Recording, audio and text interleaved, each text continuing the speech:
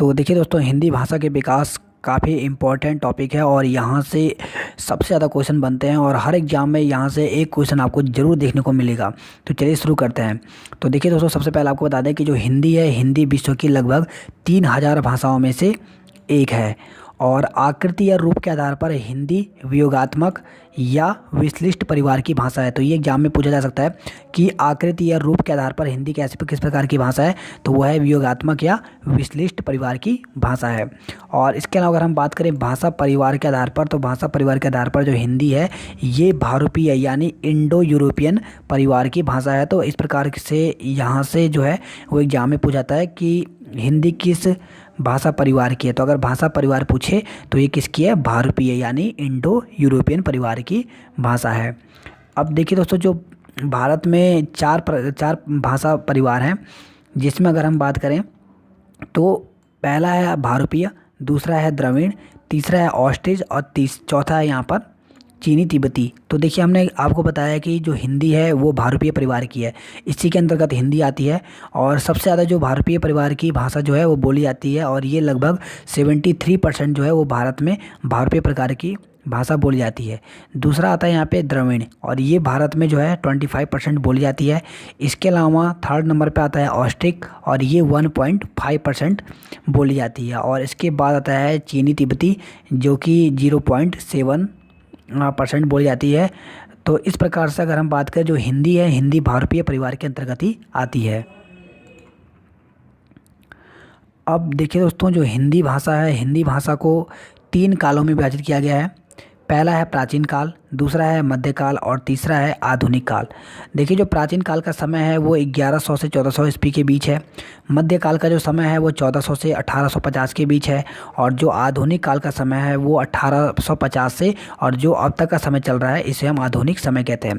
तो देखिए, एग्जाम में ये पूछा जाता है कि प्राचीन काल का समय कब से कब तक रहा, तो ये आपको डेट भी याद रखनी पड़ेगी कि 1100 से 1400 के बीच जो रहा है उसको प्राचीन काल, और मध्यकाल जो है वो 1400 से 1850 और 1850 से अब तक जो है वो आधुनिक काल है। अब चलिए हम जानेंगे यहाँ पे प्राचीन काल के बारे में। तो प्राचीन काल जो है, प्राचीन काल का जो समय रहा है वो 1100 से 1400 ईस्वी के बीच रहा और इसमें जो प्रमुख रचनाकार हुए हैं वो हैं अमीर खुसरो। और देखिए दोस्तों, जो अमीर खुसरो हैं इन्होंने ही हिंदी भाषा का प्रयोग करा था, तो ऐसा कहा जाता है। और इन्हीं के समय मुकरियाँ प्रसिद्ध थी। अब देखिए दोस्तों, मुकरियाँ क्या होता था? मुकरियाँ एक प्रकार का पहेली होती थी जिसके अंत में ही आंसर छुपा होता था। यानी जैसे कोई, अगर आपने देखा होगा कोई पहेली है और उसके लास्ट में ही क्या होता है कि जो उत्तर है उसके लास्ट में ही छुपा होता था, तो उसको ढूंढने की कोशिश की जाती थी, तो उन्हें मुकरियाँ कहा जाता था। और देखिए दोस्तों, प्राचीन काल में ही चंद्र बरदाई लिखी गई जो कि बहुत ही इम्पोर्टेंट है। और चंद्र बरदाई जो है वो क्या है, पृथ्वी राज रासो। आपने देखा होगा दोस्तों, जो चंद्र बरदाई थे इन्होंने ही क्या लिखी है, पृथ्वी राज रासो। और जो पृथ्वी राज रासो है ये एग्जाम में कई बार पूछा जाता है।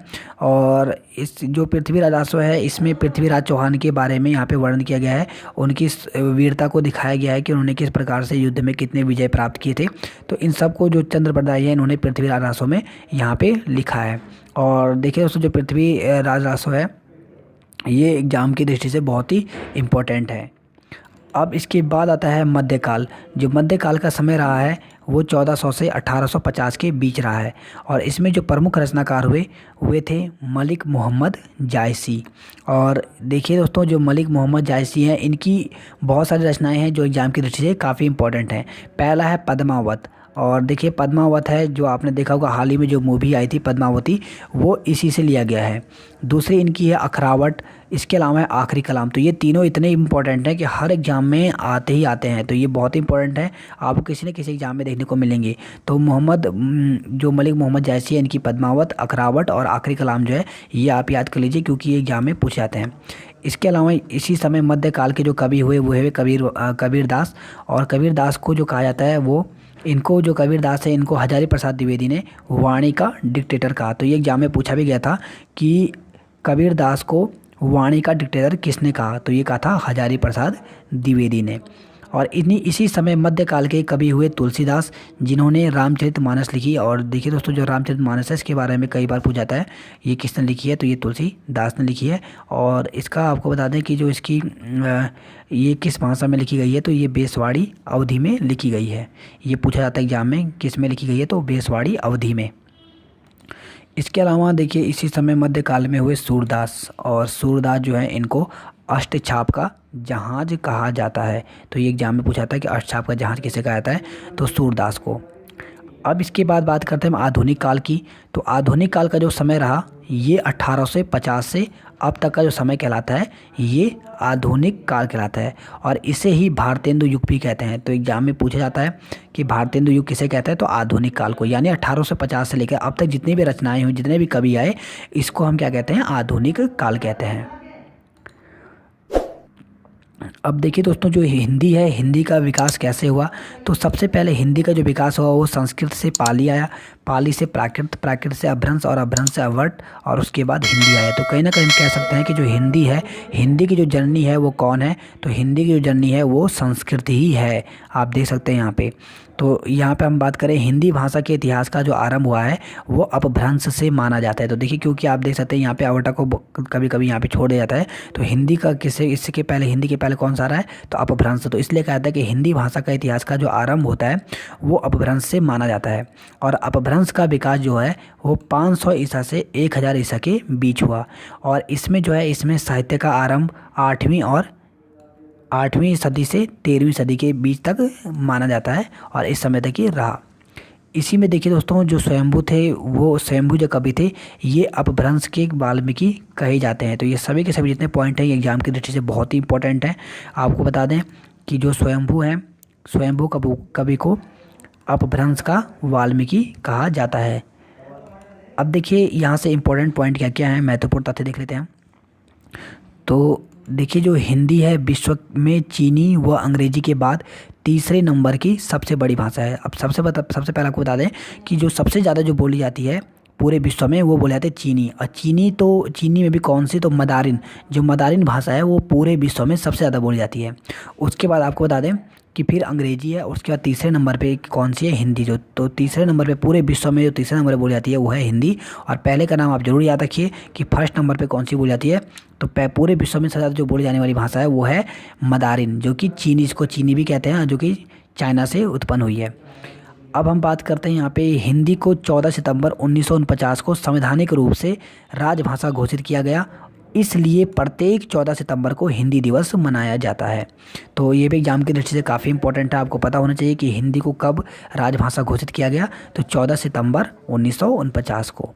तो देखिए दोस्तों, आपको बता दें क्योंकि जो हिंदी है, हिंदी राष्ट्रभाषा नहीं है, राजभाषा है। क्योंकि हमने आपको पिछली वीडियो में बताया था कि जो हिंदी है केवल 9 ही राज्यों में बोली जाती है, इसलिए ये राजभाषा है। और हिंदी जो देखिए, हिंदी जो दिवस मनाया जाता है वो 14 सितंबर को मनाया जाता है। इसके अलावा बात करें हम अंतर्राष्ट्रीय मातृभाषा दिवस, तो अंतर्राष्ट्रीय मातृभाषा जो दिवस है ये 21 फरवरी को मनाया जाता है। अब देखिए, जो नागालैंड और जो मिजोरम है, यहाँ की जो राजभाषा है ये क्या है, ये अंग्रेजी है। ये भी इम्पोर्टेंट है। हमारे भारत राज्य के 2 ऐसे राज्य हैं जहाँ पर अंग्रेजी क्या है, यहाँ की राजभाषा है, तो नागालैंड और मिजोरम की। और देखिए, इसके साथ साथ बता दें कि जो केंद्रीय अंग्रेजी एवं हिंदी भाषा संस्थान है वो कहाँ है, तो वो हैदराबाद में है। हिंदी में आशुलिपि की जन्मदाता, तो हिंदी में जो आशुलिपि के जन्मदाता हैं वो कौन है, तो वो है राधे लाल द्विवेदी। और भारत के प्रथम राष्ट्र कवि किसे कहा जाता है, तो भारत के जो प्रथम राष्ट्र कवि हैं ये मैथिली शरण को कहा जाता है। इसके अलावा देखिए, यहाँ पे बात करें हम आधुनिक युग के तुलसीदास, तो आधुनिक युग के तुलसीदास किसे कहा जाता है, तो मैथिली शरण गुप्त को ही आधुनिक काल के तुलसीदास भी कहा जाता है। और हिंदी में जो प्रथम ज्ञानपीठ पुरस्कार प्राप्त हुआ था वो किसे हुआ था, तो वो हुआ था सुमित्रानंदन पंत जी को। ये बहुत ही इंपॉर्टेंट क्वेश्चन है और हर एग्जाम में ये रिपीट हो रहा है और आगे भी होता रहेगा। तो देखिए दोस्तों, सुमित्रानंदन पंत से सबसे ज़्यादा क्वेश्चन बनते हैं, तो थोड़ा सा इनके बारे में जान लेते हैं। सुमित्रानंदन पंत का जो जन्म हुआ था ये उत्तराखंड के अल्मोड़ा के कोसानी गांव में हुआ था। और इनका जो जन्म हुआ था ये 20 मई 1900 को हुआ था। और देखिए दोस्तों, आपको पता होना चाहिए कि सुमित्रानंदन का जो वास्तविक नाम था ये गुसाई दत्त है। आपको पता होना चाहिए क्योंकि एग्जाम में पूछा जा सकता है। तो सुमित्रा नंदन पंत का जो वास्तविक नाम है वो है गुसाई दत्त था, लेकिन इनको अपना नाम पसंद नहीं था, इसलिए इन्होंने अपना नाम सुमित्रा नंदन पंत रख दिया। और देखिए दोस्तों, आपको बता दें कि हमने आपको बताया कि इनको हिंदी का प्रथम ज्ञानपीठ पुरस्कार मिला था। तो ये पूछा जा सकता है कि किस रचना के लिए इनको हिंदी का हिंदी का प्रथम ज्ञानपीठ पुरस्कार मिला।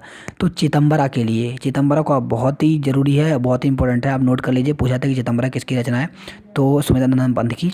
और चिदंबरा के लिए ही इन्हें भारतीय ज्ञानपीठ पुरस्कार मिला। इसके अलावा इनको लोकायतन के लिए सोवियत नेहरू शांति पुरस्कार भी दिया गया है, और साथ ही इनको पद्म भूषण से भी सम्मानित किया गया है।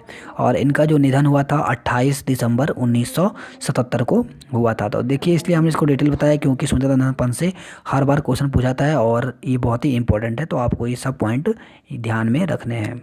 नेक्स्ट पॉइंट है यहाँ पर, भारतीय संविधान के अनुच्छेद 343 से 351 तक राजभाषा संबंधी प्रावधानों का उल्लेख किया गया है। तो ये बहुत ही इंपॉर्टेंट है और एग्जाम में पूछा जाता है।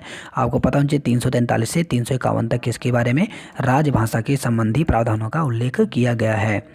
नेक्स्ट पॉइंट है यहाँ पर, संविधान सभा में हिंदी को राजभाषा बनाने का प्रस्ताव रखा। तो किसने रखा था, तो ये रखा था गोपाल स्वामी अयंगर ने यहाँ पर हिंदी को राजभाषा बनाने का प्रस्ताव रखा था। तो ये सभी के सभी पॉइंट जो हैं वो एग्जाम की दृष्टि से काफ़ी इंपॉर्टेंट है।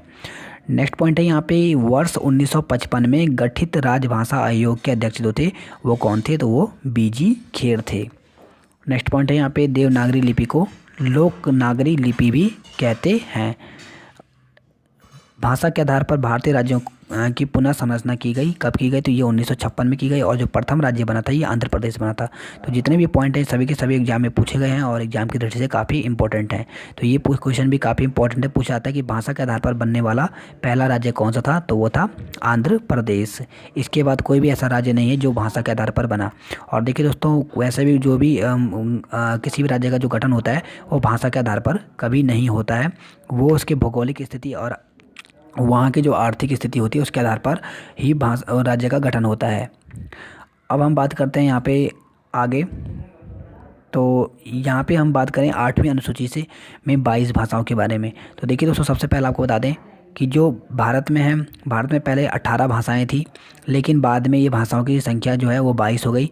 तो हम इसमें जानेंगे कि कैसे कौन कौन सी भाषाएं कब कब जोड़ी गई। तो सबसे पहले जो 18 भाषाएं थी उसमें कौन कौन सी थी, तो पहले जो भाषाएं थी वो असमिया, गुजराती, कन्नड़, मलयालम, उड़िया, संस्कृत, तेलुगु, सिंधी, बांग्ला, हिंदी, कश्मीरी, मराठी, पंजाबी, तमिल, उर्दू, कोंकणी, मणिपुरी और नेपाली। ये जो भाषाएं थी ये पहले 18 भाषाएं हुआ करती थी। बाद में क्या हुआ कि 21वां संविधान संशोधन हुआ, कब, 1967 में, और 2 भाषाओं को और जोड़ दिया गया, बोडो और मैथिली को। तो ये एग्जाम में पूछा जाता है। फिर उसके बाद क्या हुआ कि 71वां संविधान संशोधन 1992 में हुआ, जिसमें डोगरी और संथाली को जोड़ा गया। इस प्रकार से जो टोटल जो यहाँ पे भाषाएं हो गई वो 22 भाषाएं हो गई। तो आपको यहाँ से ये पता होना चाहिए। तो अब आप देखिए दोस्तों, यहाँ से पूछा जाता है कि जो 22 भाषाएं हैं इसमें कौन कौन सी भाषाएं शामिल हैं, कौन कौन सी नहीं है, ये पूछा था एग्जाम में।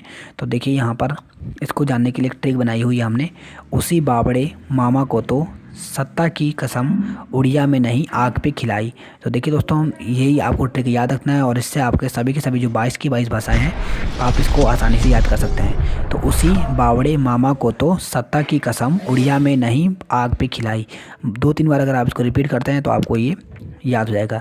तो ऊ से हो गया उर्दू, सी से हो गया सिंधी, बा से हो गया बांग्ला, बा से हो गया बोडो, रे से हो गया डोगरी, माँ से हो गया मणिपुरी, दूसरे माँ से हो गया मैथिली, को से कोंकणी, तो से हो गया यहाँ पे तेलुगु, संग से हो गया संस्कृत, ता से हो गया तमिल, की से हो गया कश्मीरी, क से हो गया कन्नड़, सौ से संथाली, मौ से मराठी, उ से उड़िया, यहाँ पे उड़िया से उड़िया हो गया, मे से हो गया मलयालम, नौ से हो गया नेपाली, ही से हिंदी, आ से असमिया, ग से गुजराती, पे से पंजाबी। तो इस प्रकार से आप 22 की 22 भाषाओं को इस छोटे से ट्रिक से को याद कर सकते हैं, क्योंकि देखिए एग्जाम में पूछा जाता है और कि कौन कौन सी जो 22 भाषाएं हैं वो इसमें शामिल हैं, कौन सी नहीं है। तो इसके लिए आपको ये ट्रिक याद रखनी है। तो अगर आप 2 से 3 बार इस ट्रिक को ये रिपीट करते हैं तो आपको ये याद हो जाएगा, और आपको जब ऑप्शन में दिखाई देंगे तो आप आराम से आसानी से उसका सही आंसर लगा सकते हैं। तो चलिए अब हम यहाँ से प्रैक्टिस सेट करते हैं, देखते हैं हमने क्या क्या जाना है यहाँ पे। तो कुछ क्वेश्चन है, देखिए यहाँ से बहुत सारे क्वेश्चन बनते हैं, लेकिन हमने कुछ यहाँ पे क्वेश्चन लिया है। तो पहला क्वेश्चन यहाँ पे भाषा के आधार पर सर्वप्रथम किस राज्य का गठन हुआ। तो भाषा के आधार पर यहाँ पे देखिए पंजाब, जम्मू कश्मीर, राजस्थान या आंध्र प्रदेश। तो हमने पढ़ा यहाँ पे कि भाषा के आधार पर जो सर्वप्रथम जिस राज्य का गठन हुआ था वो था आंध्र प्रदेश, और ये कब हुआ था 1956 में। तो यहाँ पे डी ऑप्शन सही दिया गया है। नेक्स्ट क्वेश्चन यहाँ पे किस तिथि को हिंदी को राजभाषा बनाने का निर्णय लिया गया। तो ये लिया गया था 14 सितंबर 1949 को, और इसीलिए आपने देखा होगा कि 14 सितंबर को ही हिंदी दिवस मनाया जाता है। नेक्स्ट यहाँ पे भारतीय संविधान की 8वीं सूची में कितनी भाषाओं को शामिल किया गया है। तो 14, 15, 18 और 22।